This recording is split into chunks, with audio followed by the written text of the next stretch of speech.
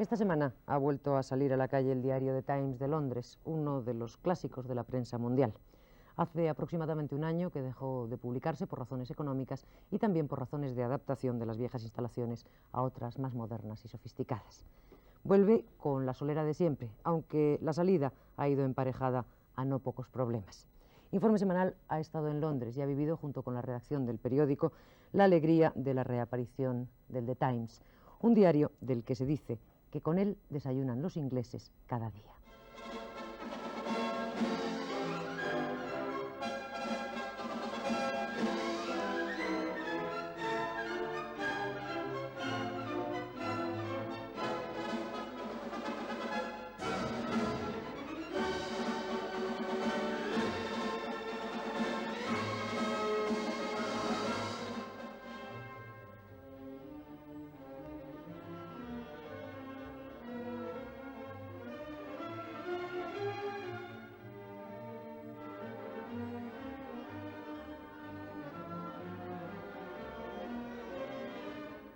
La vida inglesa ha cobrado un ritmo nuevo desde que el mundialmente conocido periódico The Times volvió a salir a la calle el pasado martes y 13 y sin ningún tipo de supersticiones, ya que para los anglosajones el 13 solo trae mala suerte si cae en viernes.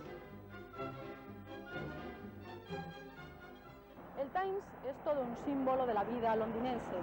Es tan representativo de aquí como lo puede ser la famosa Torre del Reloj o Big Ben. La lectura de este periódico es una costumbre nacional más y su desaparición podría haber sido una pérdida irreparable para los ingleses, grandes amantes de sus tradiciones.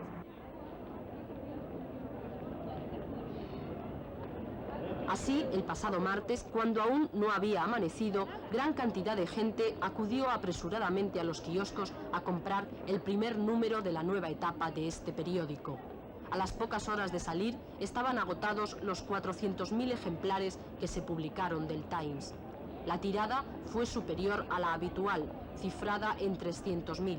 Este diario londinense, el número 60.473 de su historia, salió con su misma línea de independencia informativa, con su mismo formato y con su mismo precio, 15 peniques, o sea, 22 pesetas. Mañana mismo reaparecerá también el Sunday Times y en los próximos días lo harán sus suplementos de literatura y educación. ¿Cómo va a ser esa nueva etapa de este periódico antiguo? El Times sale en la nueva etapa tan solo con algunas pequeñas mejoras, ya que prácticamente va a seguir igual, porque es así como lo quieren los lectores.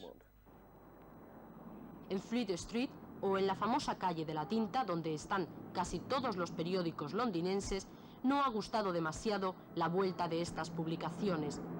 No olvidemos que su suspensión hizo aumentar hasta en 500.000 ejemplares la tirada de algunos periódicos. Tal fue el caso, por ejemplo, del Observer. Es enorme la gran actividad que se ha vuelto a registrar otra vez en estos dos modernos edificios de la Times Newspapers Limited, donde se edita el Times. Tanto el Times como el dominical Sunday Times y los suplementos especializados de literatura y educación han permanecido cerrados durante un año a causa de los graves conflictos surgidos entre la empresa editora de estas publicaciones, la Times Newspaper Limited, y los sindicatos londinenses de artes gráficas. Todo empezó hace aproximadamente 2 años, cuando la empresa decidió sustituir parte de la imprenta tradicional por unos nuevos equipos de fotocomposición electrónica. La moderna tecnología reportaba sustanciosos beneficios a la Times Newspapers, que esperaba salir así de ese crónico estado deficitario en el que ha estado sumida durante más de 20 años. Pero esas ganancias se obtendrían a costa de aumentar la productividad y reducir la plantilla. Los trabajadores más afectados eran los linotipistas y los cajistas. Con la nueva técnica electrónica, los textos ya no se compondrían en las linotipias, ni tampoco los titulares se harían manualmente, letra a letra. Ahora, este trabajo desaparecía y pasaría a ser realizado automáticamente a través de estas pantallas. Y fue justo el tema del manejo de los nuevos equipos lo que desencadenó el conflicto. La empresa pensaba que debían ser utilizados por los periodistas, quienes escribirían y corregirían directamente sus textos sobre estas pantallas. La Times Newspapers intentaba así reducir la plantilla al deshacerse de los linotipistas y de los cajistas, pero tal proyecto fue rechazado inmediatamente por los sindicatos. Ellos opinaban que debían ser justo esos trabajadores de talleres los que manejaran la nueva maquinaria. Yo pienso que la postura de los sindicatos no era lógica, porque la empresa no iba a despedir obligatoriamente a nadie, solamente, eso sí, iba a pagar muy bien a aquellos que quisieran marcharse voluntariamente. Y los que se quedaran iban a tener unas subidas de salarios bastante altas. Además, con la nueva tecnología, ofrecíamos un trabajo más cómodo y más limpio que con la vieja, que fue un maravilloso invento, pero del siglo pasado. La empresa quería implantar los nuevos equipos porque necesitaba mejorar la eficacia de sus publicaciones. La nueva tecnología tiene una capacidad 3 o 4 veces mayor que la vieja y es mucho más flexible a nivel editorial. Podemos hacer con mayor facilidad más número de cambios y correcciones. Así que los periódicos, más tarde o más temprano, terminarán instalando esta nueva tecnología que está muy extendida ya por Estados Unidos y por muchos sitios de Europa. Aunque la empresa aseguraba que no iba a echar a nadie, a los sindicatos les preocupaba, sin embargo, el futuro profesional de esos empleados, que terminarían por irse de la empresa ante la falta de perspectivas laborales. Esta inseguridad laboral provocó numerosos paros y huelgas. La productividad empezó a disminuir, el Times dejó de salir varias veces y las pérdidas comenzaban a ser cuantiosas.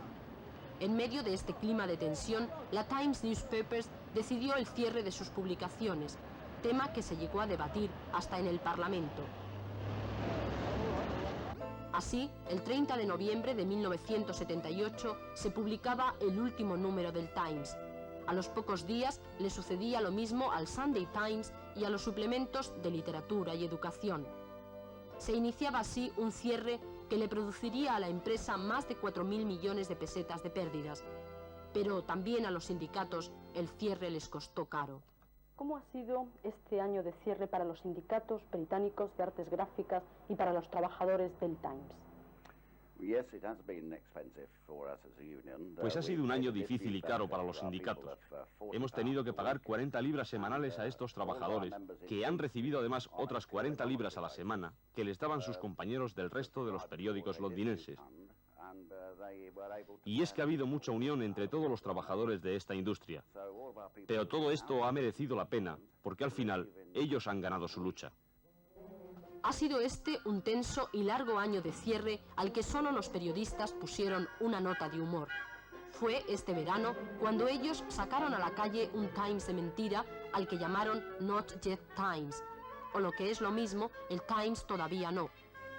Se agotó enseguida este número en el que se decía, por ejemplo, que Inglaterra estaba negociando su incorporación a los Estados Unidos. Fue la única nota de humor en estas 50 semanas de negociaciones, que tan pronto anunciaban la apertura inmediata del Times como su venta o su desaparición. Pero esos 11 meses de intensas reuniones entre la empresa y los 65 sindicatos que en ella existen terminaron con un final feliz. Con un histórico acuerdo firmado el 21 de octubre pasado por el que el Times se salvaba de su muerte y por el que se daba el adiós a la imprenta tradicional.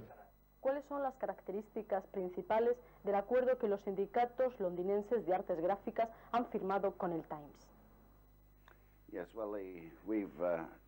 Hemos conseguido lo que hace 2 años habíamos pedido al Times, que por cierto no tuvo necesidad de haber mantenido esa postura tan rígida, cuando en otros periódicos, por ejemplo, aceptaron nuestras propuestas con mayor facilidad.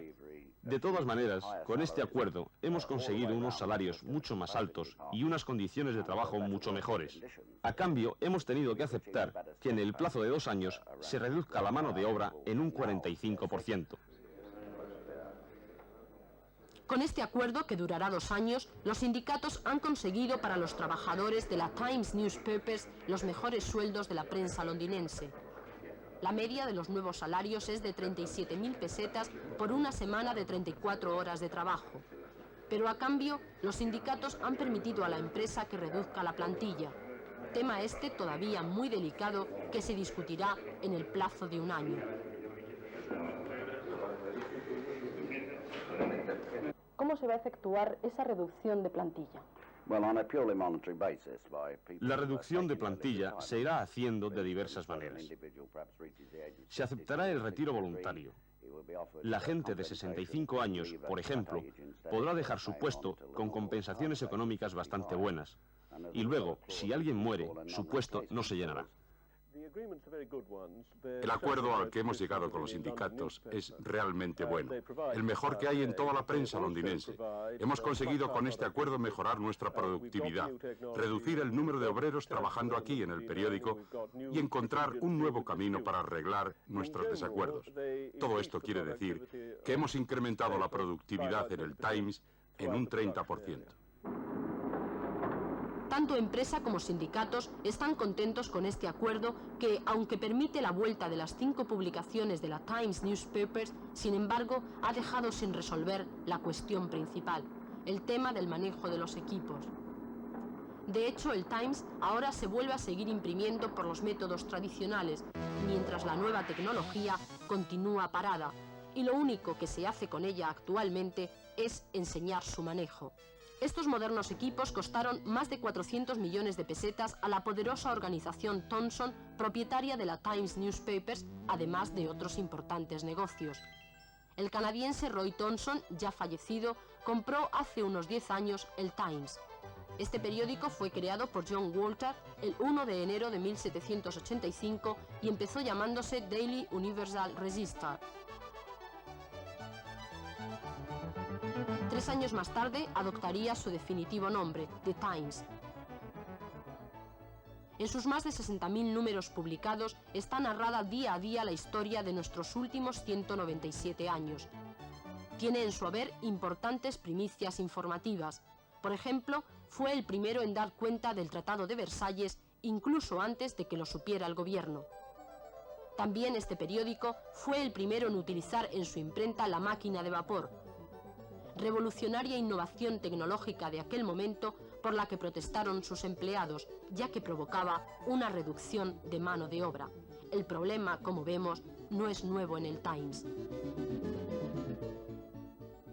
Pero si este diario es antiguo, también lo es el Sunday Times, que se fundó en 1822, y los suplementos de literatura y educación que se crearon a principios del presente siglo.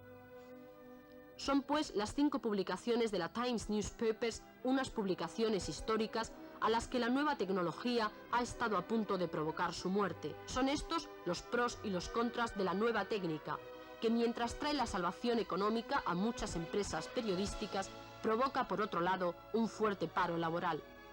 Problemática situación esta que ha podido producir la desaparición a sus 197 años de edad de ese prestigioso periódico, toda una institución de la vida inglesa que es el Times.